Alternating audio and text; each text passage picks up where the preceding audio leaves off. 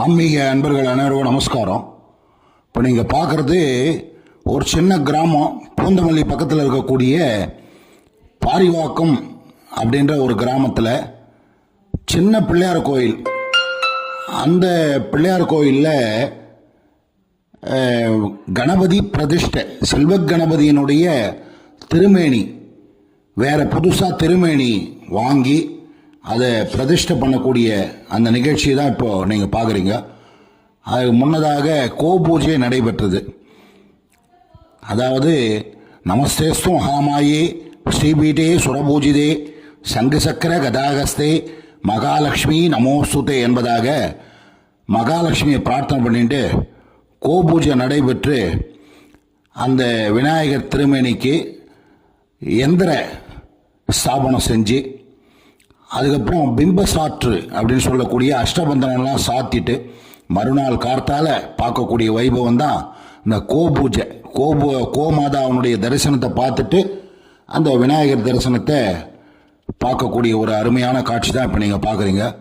அதுக்கு அடுத்ததாக ஓமங்கள், விசேஷ ஓமங்கள்லாம் கணபதி ஓமம், அவருடைய காயத்ரியில் ஓமம், அவருடைய மூல மந்திரத்தில் ஓமம்,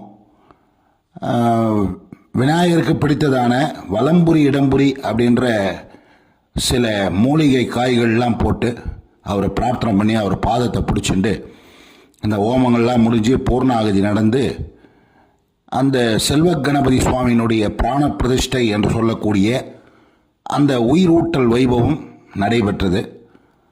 இந்த கணபதி, செல்வ கணபதியை பிரார்த்தனை பண்ணிட்டோம் அப்படின்னா செல்வத்தை மட்டும் இல்லை, ஆரோக்கியத்தையும் கொடுக்குறார். அதாவது சகல ரோக நிவாரண கணபதி சுவாமினே நமக அப்படின்னு சொல்லி எங்கே இருக்க பிள்ளையார் கோயிலையும் நம்ம அந்த பிள்ளையாரை பார்த்துட்டு, அவருக்கு எந்த பேர் வேணால் இருக்கலாம் பிள்ளையாருக்கு, அவரை பார்த்து நம்ம பிரார்த்தனை பண்ணிட்டோம் அப்படின்னா ஓம் சகல ரோக நிவாரண கணபதி சுவாமினே நமோ நமக அப்படின்னு சொல்லி பிரார்த்தனை பண்ணிட்டோம் அப்படின்னா நம்மளுக்கு ஏற்படுறதான சகல விதமான நோய்கள் நீங்கணும்னு சொல்லி பிரார்த்தனை பண்ணிங்க. இன்றைய காலகட்டத்தில் செல்வம் மட்டும் முக்கியம் இல்லை, ஆரோக்கியம்தான் முக்கியமாக இருக்குது. ஏன்னா 35-40 வயசுலே எல்லாருக்கும் நோய்கள் வந்து அது மன உளைச்சலை ஏற்படுத்தி அதனால் அந்த குடும்பமே பாதிக்கப்படுறது. அதனால் இந்த காணொளி மூலிமா நம்மளுக்கு ஒரு அருமையான ஒரு காட்சி, அவர் செல்வ கணபதியினுடைய சுவாமியினுடைய தரிசனத்தோடு நம்ம பிரார்த்தனை பண்ண வேண்டியது, உடம்புல ஆரோக்கியத்தை கொடு, மனசில் தைரியத்தை கொடு.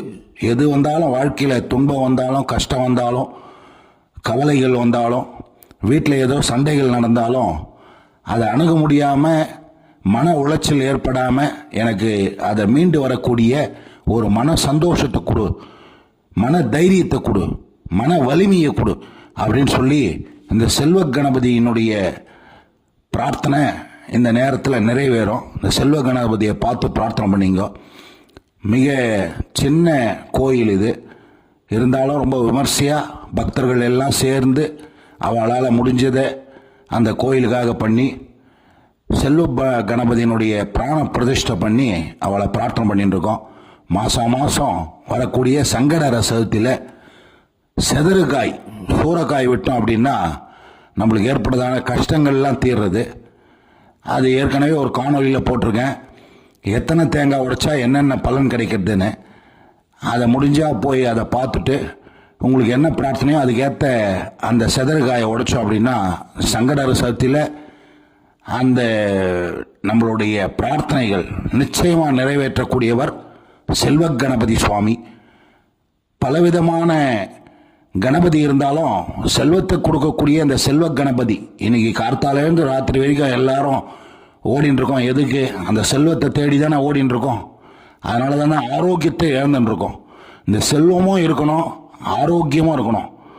தனம் தானியம் பசுபுத்திர லாபம் சதசம்பத்சரம் தீர்க்கமாயுகு அப்படின்னு சொல்லி வாழ்த்துறாளோ இல்லையோ, ஆரோக்கியத்தோட தனமும் கொடுக்கணும், வளத்தையும் கொடுக்கணும் அப்படின்னு சொல்லி இந்த நேரத்தில் பிரார்த்தனை பண்ணிப்போம். அந்த செல்வ கணபதியினுடைய பிரார்த்தனை நம்மளுக்கு கிடைக்கணும்னு சொல்லி பிரார்த்தனை பண்ணிப்போம்.